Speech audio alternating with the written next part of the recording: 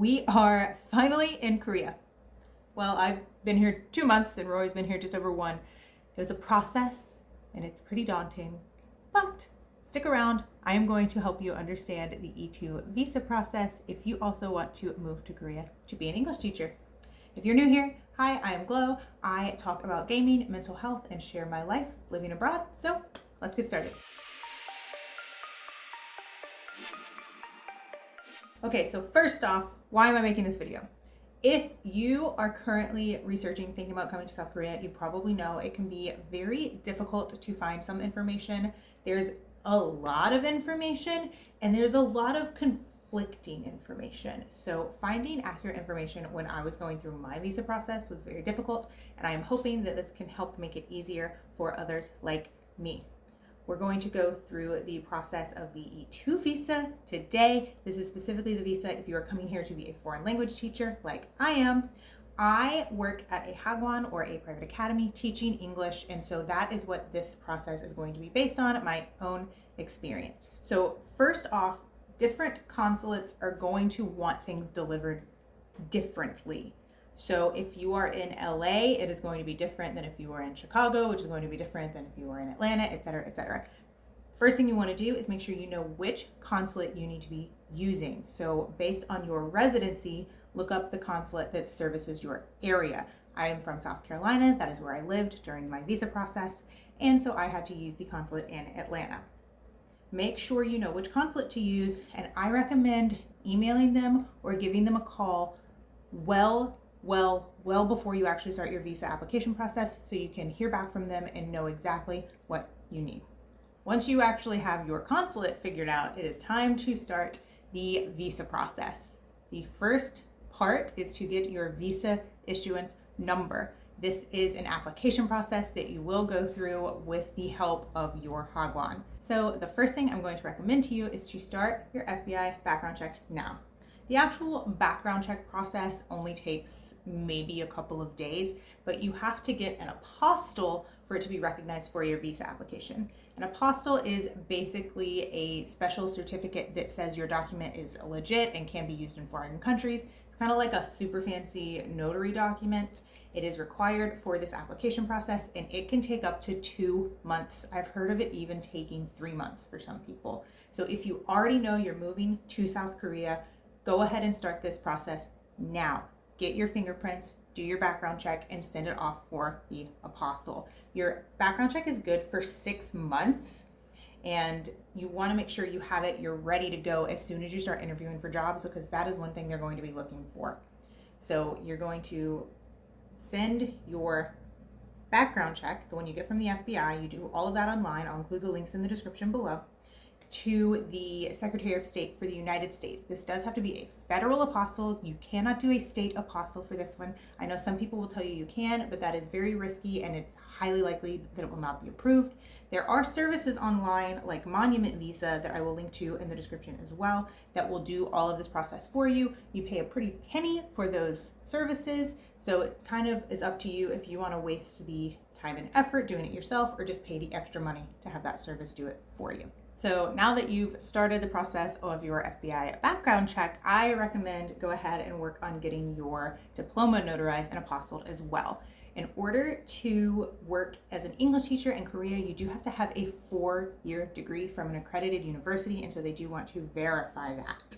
You have to have your diploma notarized, and it has to be a notarized copy, basically so they can confirm it is actually yours. I don't want you to make the same mistake that me and my friends did, so what I've done is I have included a link to a copy of the notary document you can use, again, in the description below. So your notary will make a copy themselves of your diploma. Do not use your actual diploma because you will not get it back. Don't use your real one. Do a copy. The notary will make the copy for you. You do need to take your actual diploma to the notary. They will make the copy. They will fill out the form that I've included. They might even have their own form, and they will stamp it with their seal. Once you have the copy of your diploma and the notary form filled out with the seal, you're going to send that to your state secretary. So that is going to your capital in your state. You will send it off to them along with whatever it takes to have it apostilled by your state. That can vary, and then they will mail it back. If there is anything wrong with it, they will include a sheet with what's wrong with it, and you can do it again If you want to avoid this, again, you can use services like Monument Visa to do it for you. Now that you have your documents apostilled, you've gotten your FBI background check back, you've gotten your diploma back, it is time for the actual visa issuance application. This is the first application you'll be filling out. It should be provided by your Hagwon. If it is not for whatever reason, I have included a link to the one I use below. This does probably change over time, so make sure that you are using the most accurate and up-to-date application for you. This document does have a lot on it, and most of it is in Korean, so I recommend using an app like Papago if you need to translate it, and also requesting help from your director at your Hagwon or whoever your contact is for your school. They will be able to help you or tell you what you can leave blank. Now that the hard stuff is out of the way, it is time for everything else. So along with your apostilled background check and diploma, as well as your signed application, you're going to want to include a copy of the photo and signature page from your passport, a couple of extra passport photos, I think 3 or 4 is pretty standard, and then you're also going to get a health check form from your Hagwon to fill out. I've included an example of the one I used below, but again, that could change school to school. Check to see what you need to send. You're going to take all of these documents. So you have your FBI background check that has been apostilled, that must be included with this.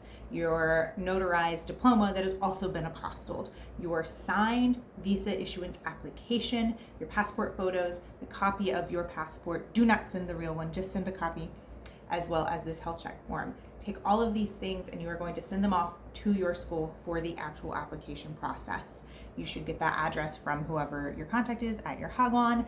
They will go to the immigration office here and handle all of the paperwork on this end. And from them, you will then get your visa issuance confirmation number. This is what this is for. This is the bulk of what you are doing for your visa application, is getting this number. If you're working for a Hagwon, you'll need this to prove that you are a sponsored employee by your school.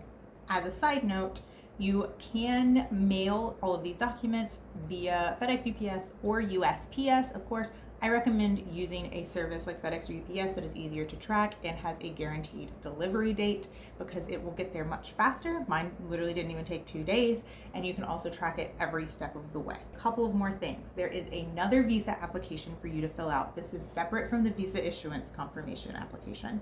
A visa application where you will now put that confirmation number. Make sure you are filling out the one that asks for your confirmation number.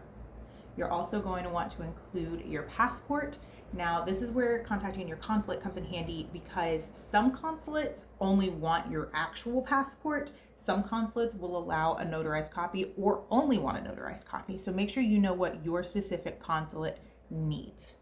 So you're going to want your passport, that application, another passport photo, as well as something called a consul's checklist. So each consulate on their website will have that consul's checklist, and it is going to tell you exactly what needs to be included with your application. That is good for your records. It is also good for them when they are checking everything to decide whether or not you will be approved for this visa.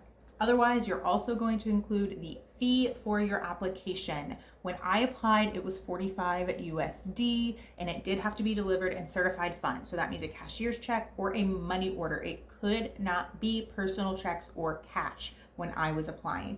If you are picking up your passport in person, that's all you need to send. Again, I recommend FedEx, UPS, or even USPS for this one, since it is in our country.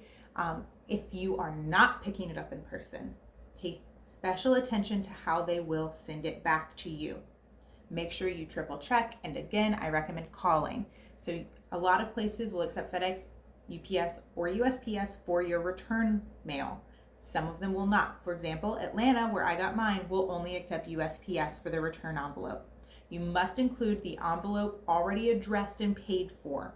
Whoever you're sending it to, they will not pay for it. They will not call you to get you to pay for it. They will not accept a regular standard envelope as well. So if you just put an envelope in there with a stamp on it, that's not going to cut it. It has to be something that can be tracked, so they can cover their butts and you can make sure that you are getting what you need. Obviously, there is a slight chance that everything could get lost in the mail and you'll have to start the whole process over. I think that's very, very minor, and so just to err on the side of caution, make sure you use a service to track your documents when you're sending it, and also make sure you use a service you can track it to receive it as well. If you want to do everything in person, again, it's very important to know about your consulate. Some consulates allow walk-ins, some consulates require appointments, some consulates, again, like mine in Atlanta, will book up appointments 3 months in advance. So you need to go online and check to see what the process is and how fast the appointments are booking in advance. Once you actually send the application off and you're kind of just in that waiting period is the most stressful part, because you're just waiting, but you can check your visa application status online at this website. I'll also include a link in the description below. It'll let you know when it is approved. I check mine every single day just to check. And you will then go pick up your passport from the consulate, or again, they will mail it back to you. Some of them will include the actual visa with your passport. Some of them will require you to print it yourself. You do just print it on regular standard paper. There's nothing really to worry about, and take it with your passport. So now that you have your passport back and you have your visa, you are ready to move to South Korea. It is definitely a long and daunting process. I think from the very beginning of my process to actually getting to Korea was close to 3 months. But it is so worth it. It has been such a great time here. I love my job. I love the people I work with. And obviously I love where I live. It's such a cool place. The culture, the food, the music, and just everything you get to experience, the scenery, the temples, it's amazing. And so if you have any questions at all, obviously feel free to leave them in the comments below. You are also free to email me any questions if you're not comfortable leaving a comment. I hope you liked this video. If you did, please hit that thumbs up and share it with your friends. If you want to see more, make sure you hit subscribe and the bell so you can get notifications when new videos come out. Again, I make videos kind of meshing gaming and mental health content, as well as sharing my life abroad and talking about moving to Korea. If that sounds like something you're interested in, subscribe, and I'll see you in the next one.